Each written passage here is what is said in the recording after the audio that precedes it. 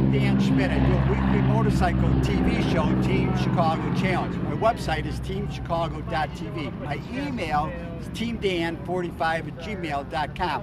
We're at the EAA, looking at different events.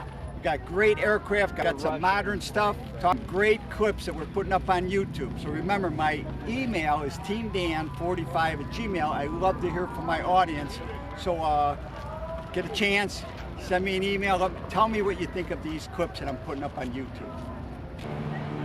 As we look at this Italian-built aircraft to train new pilots, this is built by Black Shapes. I had a chance to talk to the CEO, Luciano Belviso.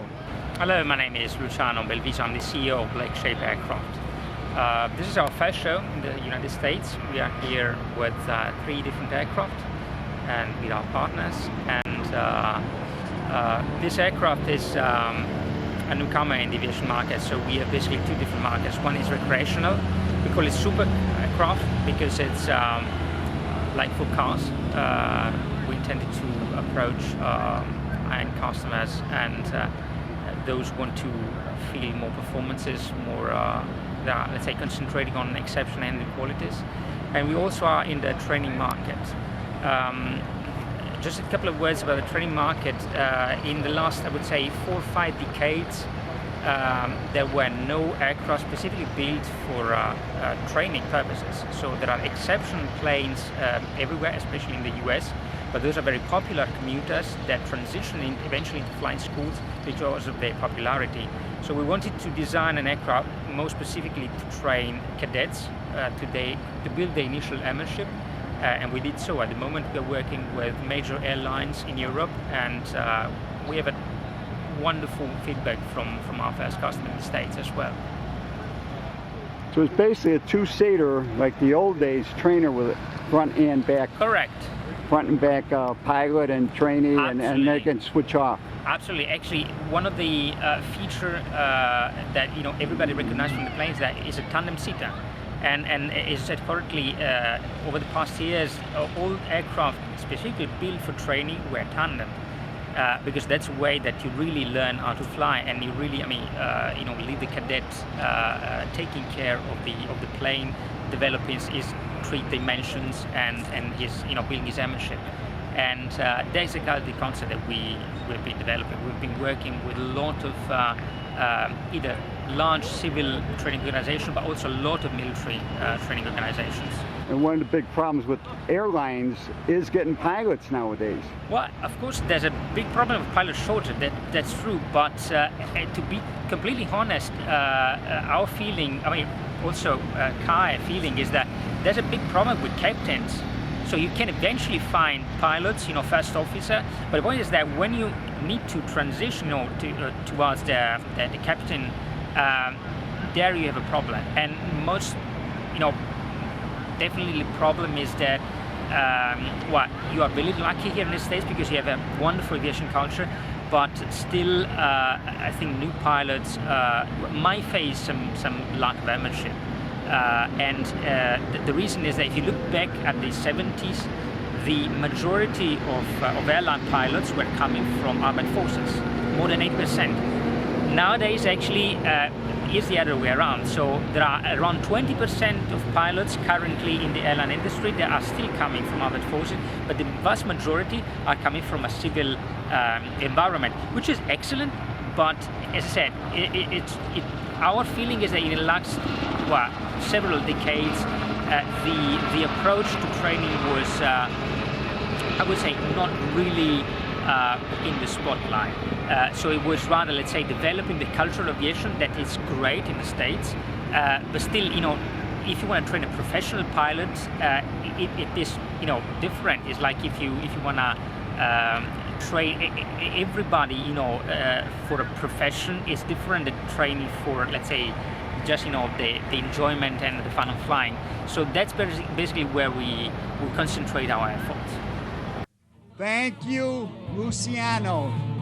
Now I have been covering flying cars going back to 2011 right here at the EAA. I had the opportunity to talk to Guy Kaplinsky. He's got a company called Aska Drive Fly.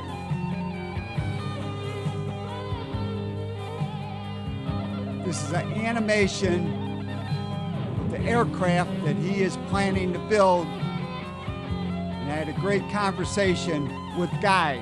Let's go to that right now.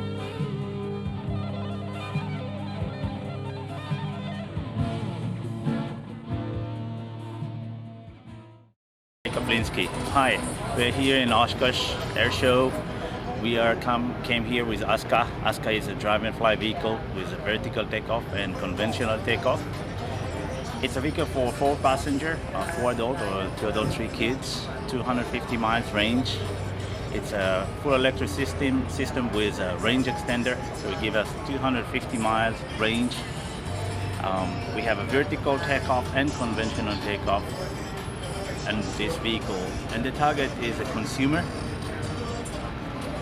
market.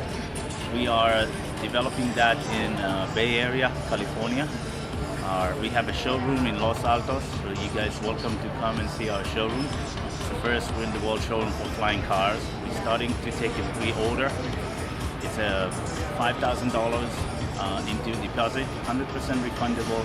You get 1 share in the company, and we're meeting every 3 to 6 months where you come and learn what NASA is doing for urban air mobility, and you coming and learn our challenges, how we're solving our challenges, and what is aerodynamic, stress analysis, flight control. So you're coming to be part of our development, and we come to be sort of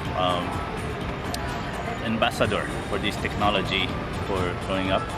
We invite kids to come to our showrooms. We're doing online session for kids in school. We have hundreds of kids already came to our showroom to come and learn about the future mobilities. So you guys welcome. Thank you. Thank you, Guy. And as I'm wandering around the new aircraft area, I spot this great looking amphibious aircraft or seaplane or flying boat. And I had the opportunity to talk to Chris Buccholz. He's going to tell us all about the Icon aircraft A5. Icon A5 amphibious light sport aircraft, which is now also available as a type certified aircraft. So if you want to fly overseas, you don't have the restrictions that the LSA would have. So now we have planes there based in Europe, in Canada, Asia, Middle East already flying. It's a great airplane. It's an ultra modern design with incredible performance. This is, to my knowledge, the only production aircraft in the world that is spin resistant. So a lot of safety built into the aircraft, but it's built really as a fun adventure machine, and it's an amazing aircraft. I've flown it for 3 years now. So what kind of engine is it? It's a Rotax 912 IS engine. Tell me about the folding wing. So the folding wing, it takes about 15 seconds to fold each wing. And it's, we do that either because you have a small hangar, or if you want to put it on a trailer. So it's easy to move around also. Very easy, yeah. Like in my home airport, there was no hangar space left because there's so many private jets there. I say, hey, my aircraft folds this wing. I mean, what do you mean? So I show them, like, okay, yeah, we can fit you in. Okay. So I don't have to park outside, which is nice. So what kind of cost on something like this? So we're $359 for the Light Sport Aircraft Edition, and $399 for the Type Certified Edition. So Type Certified, the biggest benefit is it's less restricted when you go overseas, right? So with the LSA, if you fly to international countries like the Caribbean, you have to get a special permission to fly in, just like you would for an experimental. But if it's Type Certified, you can just use the same process as a regular Type Certified aircraft. Thank you, Chris. And talking about seaplanes or flying boats, there's a new movie out called Flying Boats, and I had the opportunity to talk to the director and producer, Dirk Braun. My name is Dirk Braun, and I'm the producer and director of the film Flying Boat. So tell me about this aircraft. I mean, where was it found? What was the whole story behind the aircraft? The aircraft that this film focuses on is the Grumman Albatross, and it's a formidable, giant flying boat, and it's about 100 feet wide, 60 feet long. It's a flying yacht, and they were originally designed as open ocean search and rescue, and they've served multiple amounts of purposes over the years and been repurposed for many different things. So was it military first off, and then It started as military, and then was used for passenger transport and all kinds of exploration missions. And most of them were sent to the boneyard in Tucson, Arizona to retire. And were sitting there for decades, and a few pilots have brought them back to life. So how did you get involved then? My friend introduced me to an Albatross when I was 18, and it never left me. It was totally by chance, but my father's oldest friend, they met in kindergarten. At first I was in disbelief, didn't think it was actually true, but he was indeed, his name's Tom Casey, and he was in the process of restoring an Albatross. So it was just, I got in touch with him maybe 9 years ago. It was like a sign from heaven that you guys should get together. It really was. And just kept taking it from there and meeting new people, and the story kept evolving, and it was just lots of highs and lows and lots of effort. And I'm just thrilled that we got to premiere last night at EAA's Airventure. Okay, so tell me about how can people get a copy of this? It's not available to the public yet, but we're doing a theatrical run, and we're starting on Wednesday at Marcus Theaters in downtown Oshkosh. Tickets are available now, and the show's at 7 o'clock. And we also sell some unique merchandise and fine art prints. I have a gallery online. It's flyingboatfilm.com. The gallery directly is dirkbraungallery.com. Thank you, Dirk, and good luck with the film. As you look inside the interior of this flying boat, you can see it's very well appointed, and I had the opportunity to talk to the crew chief, VanWagnen. VanWagnen from Jackson, Michigan. This is a Grumman G111 Albatross. It was originally built as the HU-16 Albatross and sold to the Air Force. In the 80s, Grumman took 13 of these aircraft back into their factory and remanufactured those in order to turn them into a transport category airplane that could be used as an airliner, which they weren't originally designed to do. They were, military aircraft. This is one of those.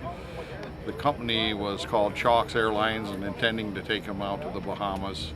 And they had some financial problems and it never did happen. So this airplane, like all of the others, was ferried into the desert of Arizona and placed in storage. So it sat there for like 30 years, and Joe in 2008 went out and bought it out of the boneyard and was able to refurbish it enough there to get it home, take it over to Santa Rosa, California, and work on it. And then from there, it took him several years to get everything done on it, put the paint job on it, put the interior in it, and all of those things. So now it's his personal little air yacht, one of really 3 that are flying at the moment.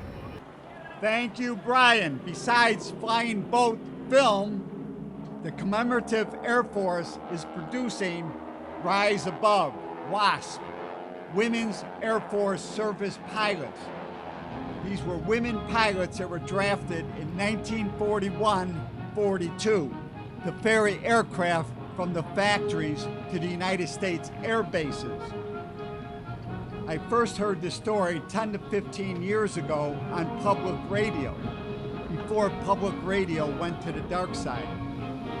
One of the women ended this piece by saying she knew she would never be able to fly high-performance aircraft again.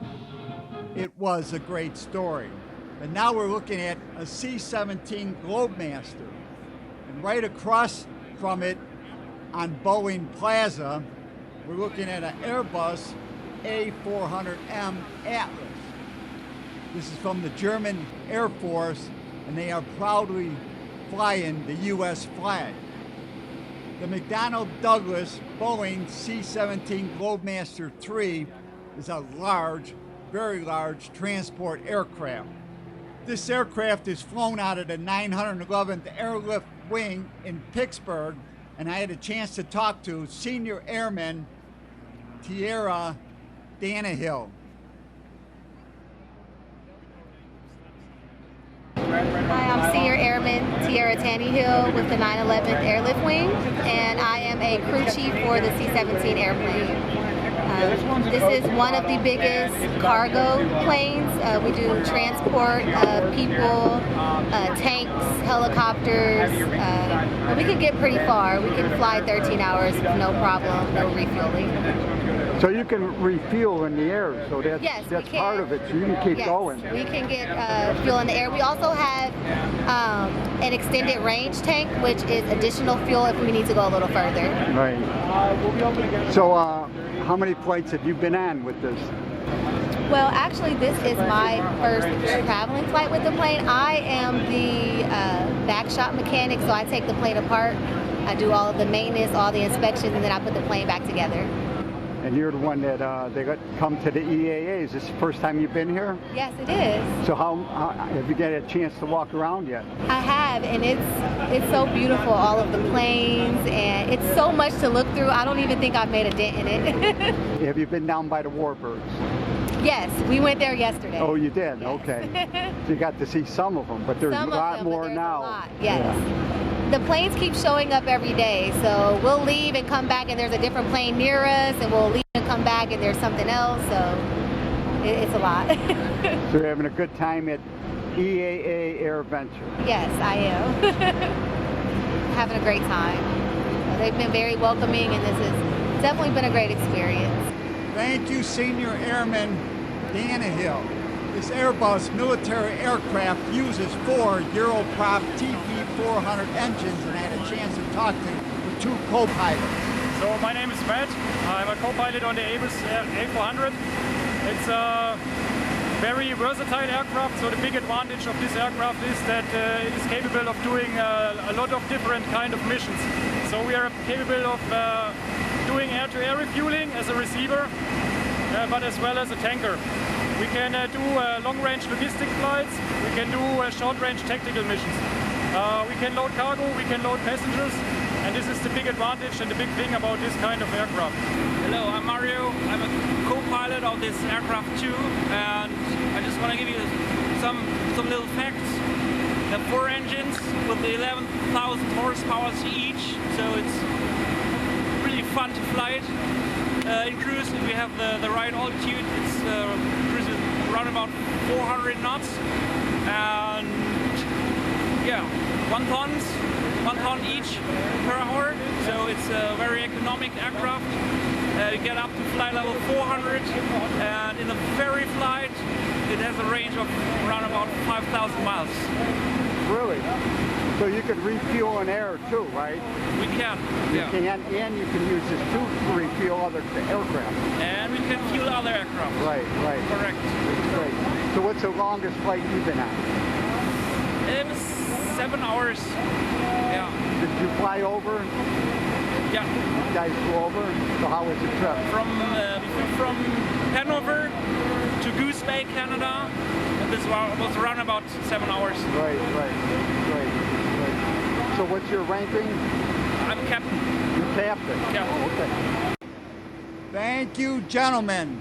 How lucky am I to be able to compare this Airbus A400M to the C-17 Globemaster, and being able to talk to 2 of the Luftwaffe co-pilots and one of the senior airmen with the American heavy transport plane. And now we're looking at the Aeroshell Aerobatic Team, part of EAA Airshow in Oshkosh, Wisconsin.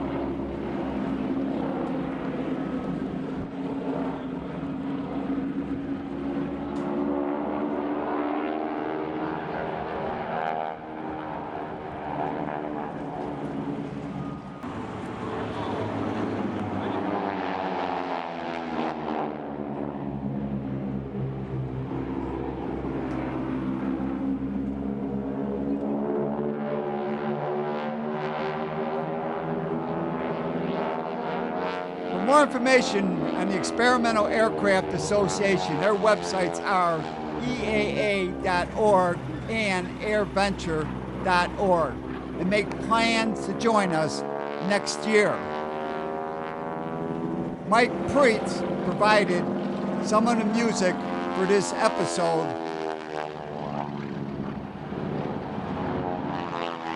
Contact me, it's teamdan45@gmail.com. I love to hear from my audience. And remember, you can always search on YouTube with Dan Schmitt Motorcycle Racing for great motorcycle racing action. And I highly encourage you to visit the World of Motorcycle Museum in Winnemac, Indiana, just off Indiana 39, 4 miles south of North Judson. Give them a call first at 574-896-3172. It's a great trip and a great collection of motorcycles.